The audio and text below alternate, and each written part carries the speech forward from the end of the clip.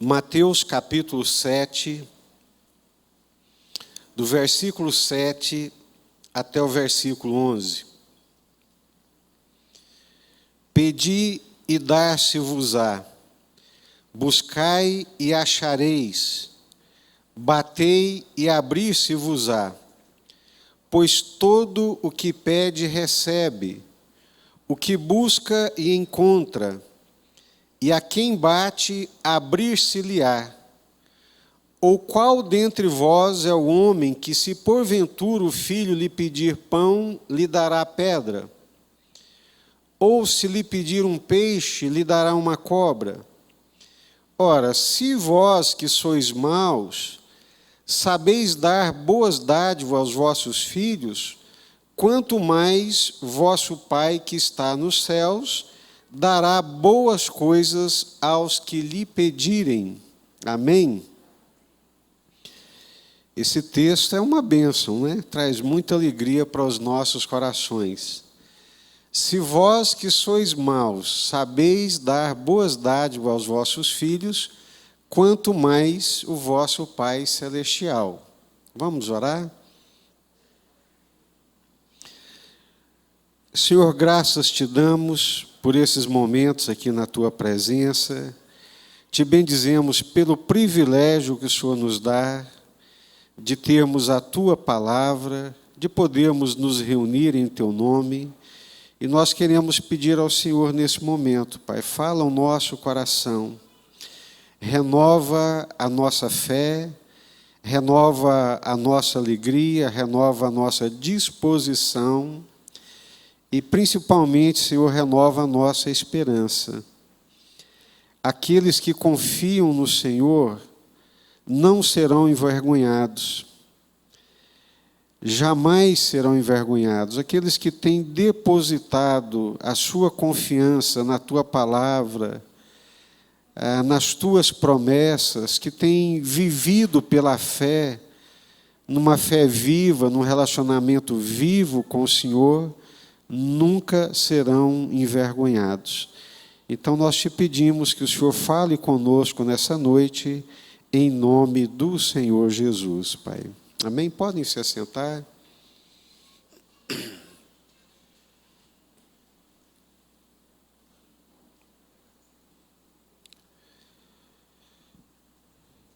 Todos nós, indistintamente, eu falo não apenas por mim, mas por leitura da palavra de Deus, por experiência, por convivência, todos nós temos uma dificuldade enorme de saber lidar com a soberania de Deus e com a nossa responsabilidade. É muito difícil para qualquer um de nós achar esse ponto de equilíbrio, de confiar plenamente em Deus. Não, aqui eu vou confiar, aqui sou eu que tenho que agir, sou eu que tenho que fazer. Então, todos nós temos essa dificuldade de entendermos plenamente, de entendermos claramente como é que isso se dá. Eu gosto muito das leituras de Spurgeon, exatamente por causa da sua sabedoria, né? E o Spurgeon já dizia que oração sem ação é omissão. Quem ora e não age é omisso. Quem ora e fica de braços cruzados esperando para ver o que vai acontecer, ele não só é omisso, como também ele é incrédulo, ou no mínimo não sabe bem lidar com essas questões em relação à palavra de Deus. Mas ele diz também que todo aquele que age sem orar, ação sem oração, é presunção. Olha só que coisa complicada. Oração sem ação é omissão. Ação sem oração é presunção. Quando nós tratamos desse quesito de pedir a Deus, né? Nós ficamos tão cheios de teorias e de especulações, faça de tal maneira, o que nós podemos pedir, quando não pedir, o que eu posso, o que eu não posso, o que eu devo, o que eu não devo pedir. Tiago diz, vocês pedem e não recebem porque vocês pedem mal. Pedem em função dos seus deleites para gastar com seus próprios deleites. Tiago vai dizer também que todo aquele que se torna amigo do mundo, ele se torna inimigo de Deus. E aí nós vamos olhando a palavra de Deus e vamos entendendo algumas coisas, né? Mas nesse quesito de pedir a Deus, de orar a Deus, de buscar a Deus, é preciso esse entendimento da palavra de Deus e relacionamento com Deus. Isso de certa forma, não existe uma regra objetiva. Isso depende muito da vivência com Deus, da relação com Deus, do caminhar com Deus, das experiências com Deus. Mas o que o Senhor Jesus está nos ensinando aqui é que quem pede, recebe. Quem busca, acha. Quem bate, a porta abre. Todo aquele que pede, recebe. Todo aquele que busca, encontra. E todo aquele que bate, abrir-se-lhe-á. Eu li e gosto muito de repetir essa história, não é? Aquela história do monge com o seu discípulo, o mestre com o seu discípulo, e os dois saíram pela vida para ver se encontravam Deus. Eles queriam encontrar Deus, a vontade de Deus, não Deus fisicamente, mas encontrar Deus, a vontade de Deus, ter um relacionamento com Deus. E os dois andaram e procuraram, não acharam, se apartaram. Depois de muitos anos, os dois se encontram novamente. E o discípulo fica muito feliz de ver o seu mestre, rosto brilhante, uma alegria transcendental. E o discípulo vem para o mestre e pergunta: o senhor encontrou? O mestre diz: sim, eu encontrei. Como que o senhor encontrou? Vem cá que eu vou lhe mostrar. Levou ele para dentro do rio, pegou pelos cabelos, enfiou dentro d'água, e a hora que ele está lá assim, já não conseguindo mais respirar, se debatendo e tentando sair, o mestre segurando. Por fim, a hora que não dava mais, o mestre puxou ele para cima e ele... O dia que você buscá-lo da forma como você buscou esse ar, você vai encontrá-lo. Buscar-me-eis e me achareis quando me buscardes de todo o vosso coração. Quando nós buscamos e buscamos de todo o nosso coração, quando nós batemos, quando nós pedimos, quando nós suplicamos, o nosso Deus é um Deus que ouve.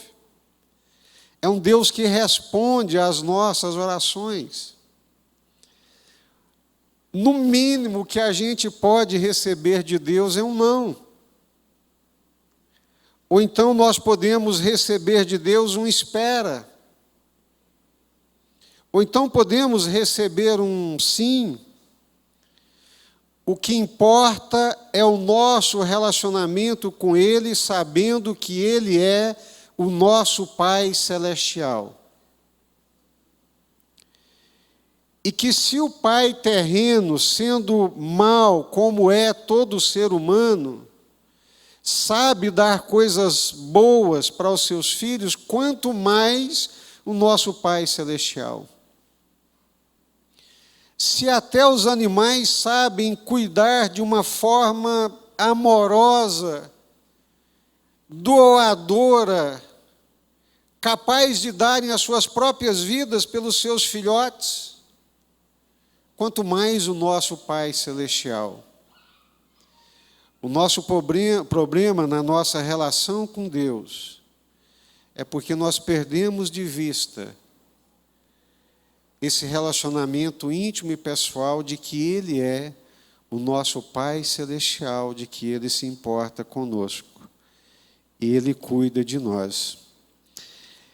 Mas eu queria ler algumas passagens da Bíblia para ilustrar como se dá essa relação com Deus, e na experiência de outros nós também poderemos aprender.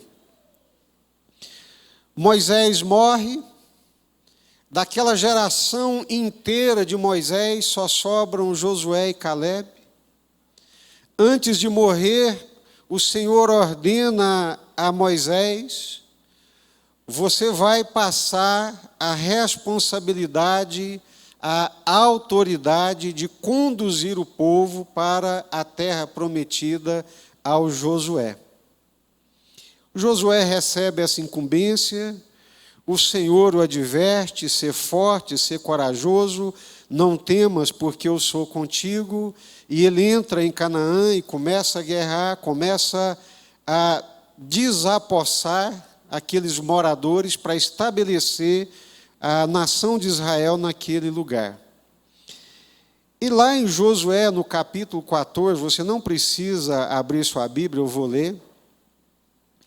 Chegaram os filhos de Judá a Josué em Gilgal, e Calebe, filho de Jefoné, o quenezeu, lhe disse: Josué, tu sabes o que o Senhor falou a Moisés, homem de Deus, em Cádiz Barneia, a respeito de mim e de ti. Presta atenção. Josué, você bem sabe o que o Senhor falou a Moisés a meu respeito e a seu respeito. Deus é um Deus que fala. Tinha eu 40 anos, quando Moisés, servo do Senhor, me enviou de Cádiz Barneia para espiar a terra, e eu lhe relatei como sentia no coração. Aleluia. Ele tinha 40 anos de idade. Foi um dos 12 espias.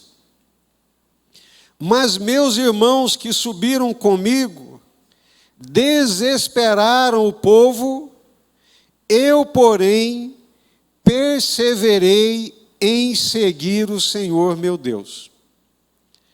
Os outros espias, com exceção de você, Josué, e de mim, eles desesperaram o povo, atordoaram, atormentaram, perturbaram o povo. Eu, porém, você sabe, eu perseverei em seguir o Senhor meu Deus. Então Moisés, naquele dia, jurou, dizendo: certamente a terra em que puseste o pé, Calebe, será tua e de teus filhos, em herança perpetuamente, porque você perseverou em seguir o Senhor meu Deus. Eis agora, Josué, o Senhor me conservou em vida como prometeu.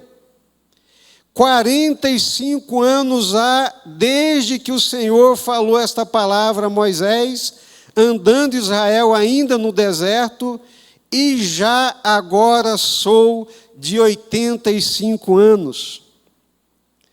Estou forte ainda hoje, como no dia em que Moisés me enviou.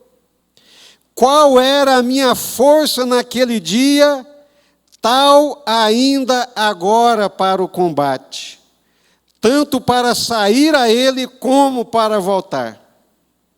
Agora, pois, aí vem o pedido, agora, pois, dá-me este monte, de que o Senhor falou naquele dia, pois naquele dia ouviste que lá estavam os anaquins, grandes e fortes cidades.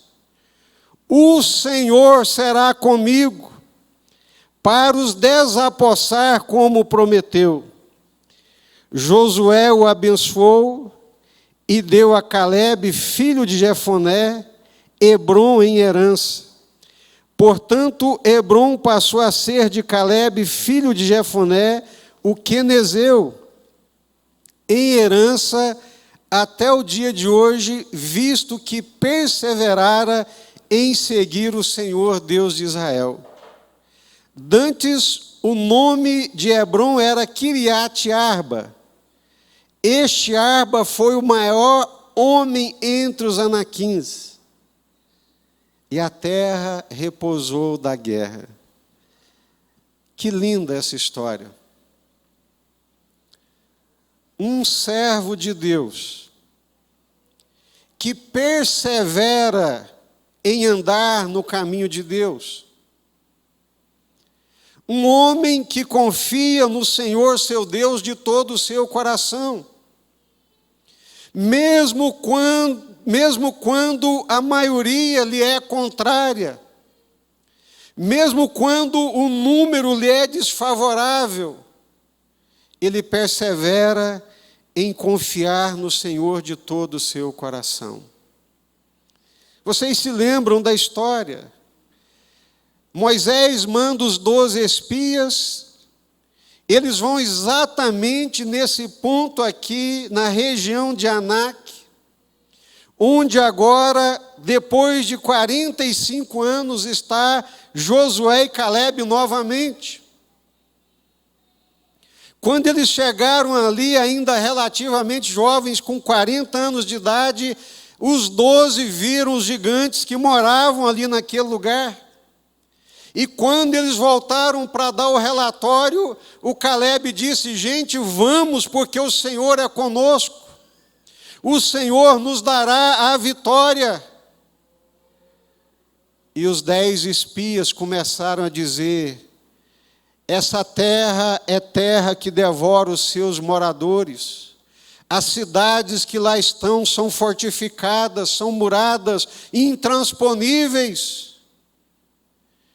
E os homens que lá moram são gigantes. E nós parecíamos como gafanhotos diante deles, tão grandes eles eram. Olharam para os gigantes, olharam para as fortalezas, não olharam para o Senhor, não confiaram no Senhor e sucumbiram. Mas Calebe olhou para o Senhor. Calebe confiou no Senhor de todo o seu coração. E o Senhor lhe fez promessa. O Senhor, o Deus eterno, Criador dos céus e da terra. Calebe, a terra que esses homens ficaram amedrontados, acovardados, incrédulos, essa terra, os seus pés vão pisar nela e ela será sua propriedade, porque eu estou dizendo. O Deus Todo-Poderoso, Criador dos céus e da terra, anota aí, Moisés, o Calebe vai viver para ver com os seus olhos. Deus opera cada coisa extraordinária, meus queridos. Toda aquela geração morreu, 60, 70, 80 anos, foi morrendo, foi se acabando, os anos foram passando. E quando chega o momento e chega a hora, lá está o Calebe com 85 anos de idade. Firme, forte, renovado, com a mesma confiança, com a mesma disposição de coração. E aí ele pede: dá-me o que o Senhor me prometeu. Ou seja, pede de acordo com as promessas do Senhor. Ele faz um pedido de acordo com aquilo que Deus havia prometido. Se é que assim podemos dizer, esse é o segredo. O segredo é quando nós perseveramos em seguir ao Senhor. O segredo é quando nós pedimos aquilo que está de acordo com a palavra do Senhor, quando nós pedimos aquilo que está de acordo com as promessas do Senhor. Mas, queridos, me encanta um homem chegar aos 85 anos de idade, com a mesma confiança, renovado a cada dia pelas promessas que o Senhor lhe havia feito. Ora, vocês imaginam andando naquele deserto, vendo um amigo ali que morre, um irmão que sucumbe e outro que vai morrendo? Eu não vou morrer. Eu vou entrar em Canaã. Eu vou desapossar aqueles gigantes.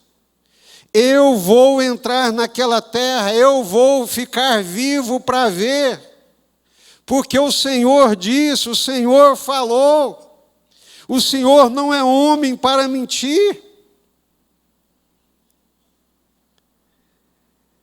E ele chega e diz para o Josué: você se lembra perfeitamente o que o Senhor disse a meu respeito há 45 anos atrás. Chegou o dia. Essa montanha aqui não era um lugar fácil, não era uma terra fácil. Essa montanha aqui é minha, porque o Senhor me deu. Dá-me a minha herança, porque ela é uma promessa do Senhor. Josué o abençoou e lhe entregou aquela herança. Antes de chamar Hebrom, aquele lugar chamava Kiriat Arba. Este Arba foi o maior homem entre os anaquins. Os anaquins eram os gigantes da terra, dos quais descendeu Golias. Homens de 4 metros de altura, gigantescos, fortes, guerreiros. E aquele senhor de 85 anos de idade, apesar da idade, ele confiou no Senhor plenamente de todo o coração. Eu fico impressionado com alguns chegando aí nos 50 e já frouxos. Chegando nos 60, já pendurando a espada, a chuteira e tudo quanto pode. Gente, quem confia no Senhor, na palavra de Deus, nas promessas de Deus, ele se renova. Ele se renova por causa da fé. Não é por causa de suplementos vitamínicos, não é por causa de uma coisa ou de outra, não. É por causa da fé. Josué, são passados 45 anos, eu tenho 85 anos e a minha disposição é a mesma. A fé o manteve vivo. A confiança em Deus e nas promessas de Deus o manteve forte, vigoroso, renovado, pronto para escalar uma montanha e expulsar os gigantes. A promessa de Deus se concretizou na vida dele através de muita batalha. Deus prometeu, ele recebeu, ele confiou, ele perseverou em seguir a Deus, perseverou em confiar na promessa de Deus, se renovou a cada dia nas promessas de Deus e aos 85 anos de idade. a minha disposição é a mesma para sair para a batalha e para voltar.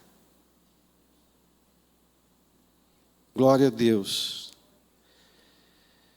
Então eu fico pensando, Jesus disse, pedi, pedi, dar-se-vos-á, batei, batei e abrir-se-vos-á. Todo aquele que pede, recebe, todo aquele que bate, abrir-se-lhe-á, todo aquele que busca, achará. No mínimo, nós deveríamos bater na porta de Deus, clamar a Deus, até ouvirmos da boca de Deus o que é que Ele tem para nós, quais são as suas promessas, quais são os seus propósitos.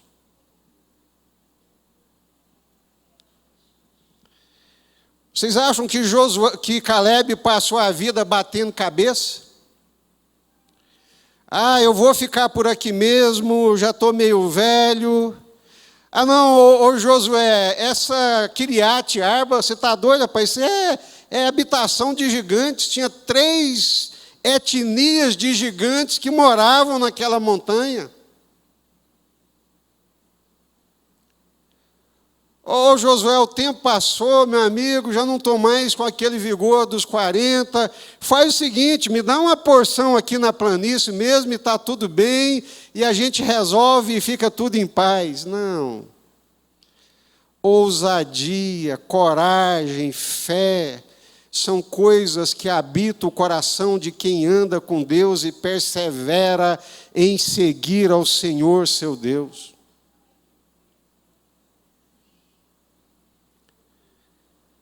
Eu fico olhando para a história desse servo de Deus, desse homem de Deus. Fico olhando para a história de Josué, de Moisés e de tantos outros. Apesar da idade, ele manteve-se firme, vivo, confiante, porque ele sabia que aquilo que Deus promete, Deus não falha, porque Deus não é homem para mentir. Eu creio, irmãos, de todo o meu coração que Deus tem propósitos específicos para as nossas vidas. Eu creio que Deus tem objetivos claros para as nossas vidas.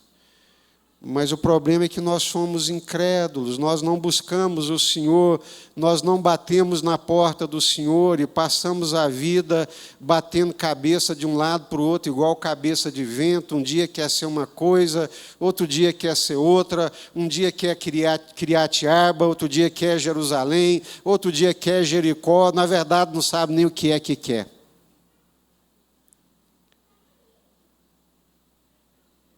Agora, ele não tinha devaneios, porque na sua relação com Deus, na sua confiança em Deus, Deus lhe havia mostrado com toda clareza qual era o caminho que ele deveria seguir. E sabe de uma coisa? O Caleb fez escola.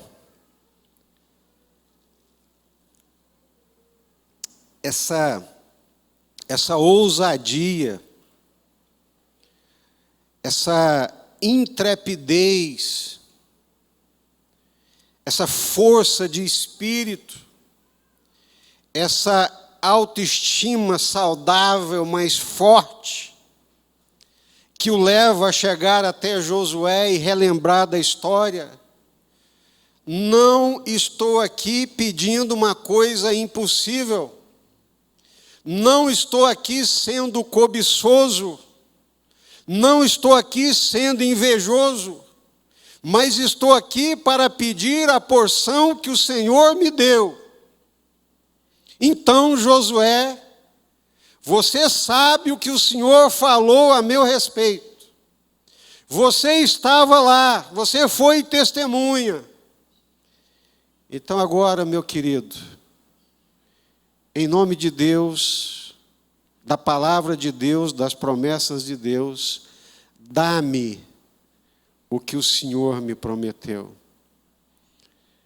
Josué o abençoou, registrou e disse: essa montanha, aqui no meio de Judá, ela é de Caleb e de seus descendentes por estatuto perpétuo. porque isso Deus falou a respeito dele. Amém. Glória a Deus. Mas ele fez escola, né? Ele parte para desalojar aqueles gigantes. Aí o Caleb diz assim, está escrito lá em Josué: a Caleb, filho de Jefoné, deu-lhe Josué uma parte no meio dos filhos de Judá, segundo lhe ordenara o Senhor. Ninguém ali age na carne, né? Ali é tudo segundo a palavra de Deus, a direção de Deus e a promessa de Deus. Aleluia, glória a Deus, né? A carne é uma desgraça, é uma miséria, né? Segundo lhe ordenar o Senhor, a saber, Kiriate Arba, isto é, Hebrom. Este Arba era o pai de Anak, os gigantes. Dali expulsou Caleb essas 3 etnias, os 3 filhos de Anak, Sesai, Aimã e Talmai, gerados de Anak. Se você olha lá na Bíblia, são 3 etnias de gigantes descendentes do Anak. O Sesai, o Aimã e o Talmai. E aquele senhor de 85 anos, cheio do Espírito Santo de Deus, amém? Cheio do Espírito Santo de Deus, transbordante do vigor de Deus, confiado até a medula na palavra de Deus, botou para fora gigante, derrubou muralhas e botou todo mundo para fora e destruiu. Não queria saber se era gigante ou não, queria saber era que o Senhor tinha falado. Depois de desapossá-los, Josué capítulo 15, subiu aos habitantes de Debir, cujo nome antes era Kiriat Sefer. Disse Caleb: quem derrotar Kiriat Sefer e a tomar, darei minha filha Axa por mulher. Foi lá Otniel, guerreiro, audacioso, tomou-a, pois, Otniel, filho de Quenaz, irmão de Caleb. O sobrinho do Caleb, Otniel, ouviu a promessa do tio. Quem tomar Kiriat Arba vai levar a minha filha Axa por mulher. Hã? É isso, tio? É? Chá comigo. A moça é minha. Foi lá, destruiu, tomou-a, pois, Otniel, filho de Quenaz, irmão de Caleb, e Caleb lhe deu a sua filha Axa por mulher. Esse Otniel vai se transformar num líder da nação de Israel, ele vai ser o juiz de Israel.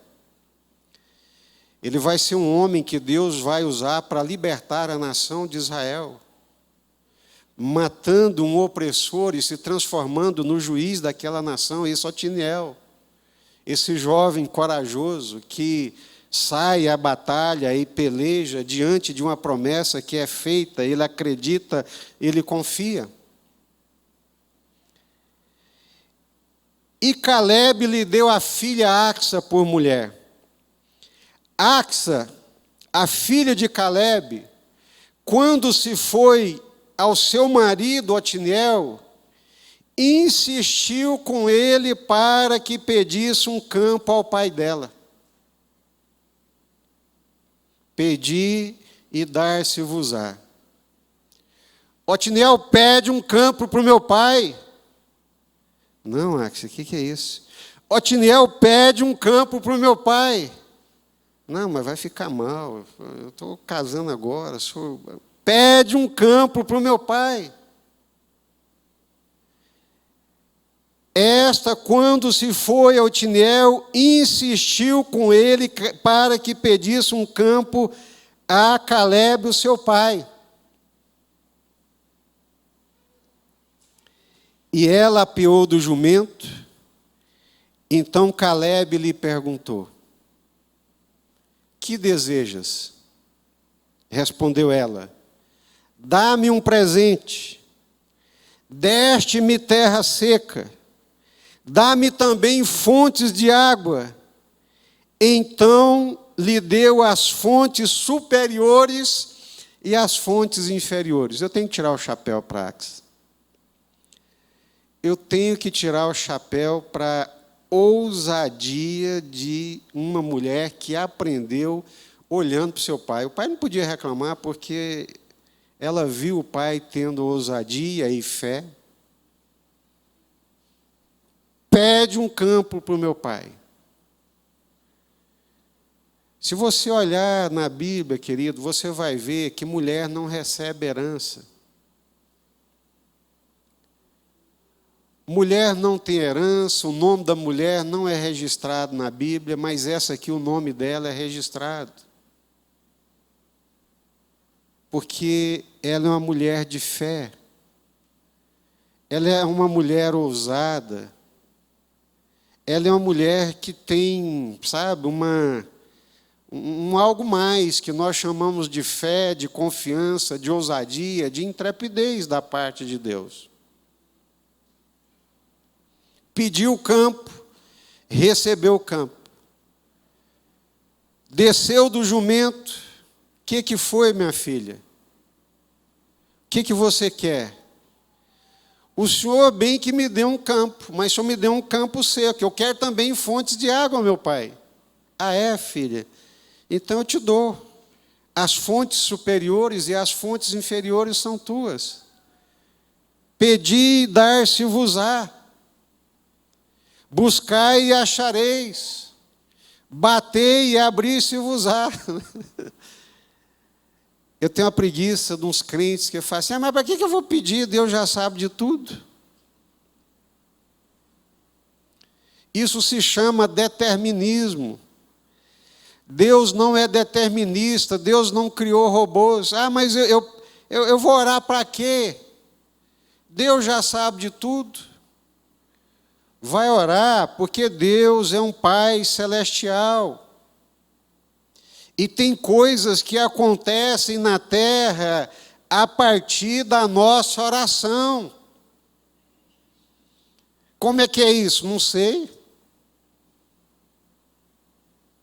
Eu só sei que acontece porque está na Bíblia, mas não dá para botar isso dentro de uma caixa. Não dá para estabelecer uma norma, uma doutrina, uma regra.